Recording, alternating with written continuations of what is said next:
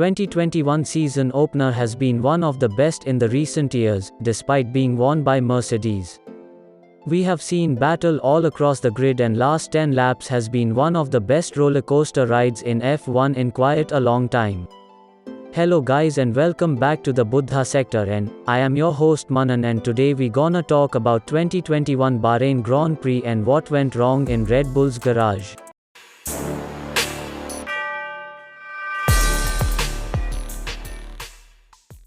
You could use the timestamps given in the description and comments as well to move across your desired topic.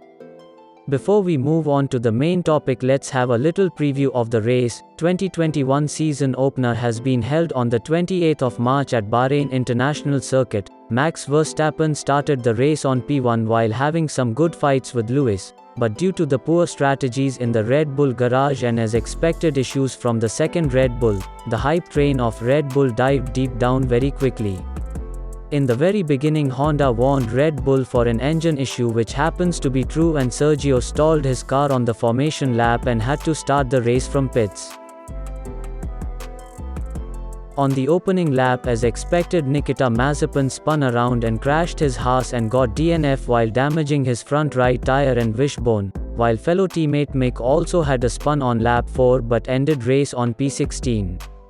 From the get-go there was chaos in the midfield and everyone was swapping the position, and during the same time Red Bull's sister team AlphaTauri's driver Gasly got McLaren's Daniel and damaged his front wing. And we even saw a three-way battle from Max to Lewis to Charles during the starting laps, but it didn't lasted long. Also, the star of the night Sergio Perez got to P13 from P20 in matter of just 8 laps. And on the lap 18 Lewis grabs the opportunity and got the P1 while Max was in the pits. Also, George Russell has given a good midfield battle, and at a point he was fighting for P10 with Kimi but finished off at P14. But talking about the most terrible race was for our 4-time world champion Sebastian Vettel. Everyone was expecting him to be at least P10, but due to grid penalty and also crashing into the back of Ocon, he finished the race in P15. But out of nowhere our Honda rookie Yuki came P9. Also, Ferrari has showed some promising results while having both of their cars in top 10. Now we shall begin with our main topic and discuss about what went wrong in the Red Bull's garage. The key reason for the start of their downfall was overconfidence and lack of strategies and team management, and all this is coming from a strong Red Bull fan. We all know Mercedes outshines every team when it comes to race strategies and team management. They played with Red Bull's mind and were able to confuse them enough to get Lewis on P1. Mercedes' pit strategies were as perfect as it could go. And one thing is clear, Red Bull has still got chance to outshine Mercedes, as they have got the raw pace and their new Honda engine has ample power with very good reliability. And bear in mind, it would take 2 to 3 more races for Sergio to completely get used to the car, and once he got that right, Red Bull will be almost as strong as Mercedes and in some races even more powerful than Mercedes. Only thing they need to work on is to sort out few little things here and there, and they are good to go. I could see Red Bull giving Mercedes a hard time this season, and midfield is stronger than ever this year. If anything we learned from the season opener is that this season will be the best when it comes to hybrid era.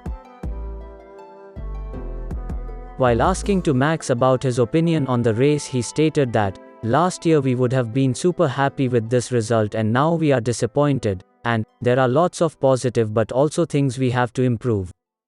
Also, Max complained of his one rear wheel slipping more than the other, which caused to destabilize the car and affected their tire management, as one tire was wearing more than the other. Red Bull's chief engineer for car engineering Paul Monahan said Mercedes' strategy didn't catch them out. He stated, "Yes, we could have stopped Max earlier for the second stop. But then you would catch Lewis with slightly older tires. So equally he could have stopped later and had a race tire advantage. And so our stints were more even and we had a pace advantage at the end. Running past a curb by 2 meters, we had to give the place back and that's it. So the car was capable of being quicker over the race. He was also very happy to prove everyone about their pace and had their eyes glued on Imola. We had pole, we're quick, they're going to have a fight on their hands, as are we throughout the season. So when one overcomes the initial disappointment, we've got a quick car, we've got a motivated pair of drivers, and we get another go in Imola. And if we win it, this will be forgotten and we'll just review it as history and we have to move on.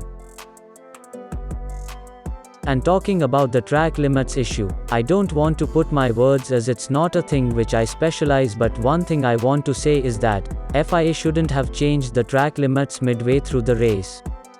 The limits should be same throughout the race, which will result in not creating any kind of drama whether it's on track or off the track. And by using the lines, Lewis did manage to gain time, but again he didn't had his all 4 tires of the track. That's it from my side. Hope you guys like this video and make sure to share it with your friends and family, and also consider subscribe to our channel for more Formula 1 and Formula 2 content.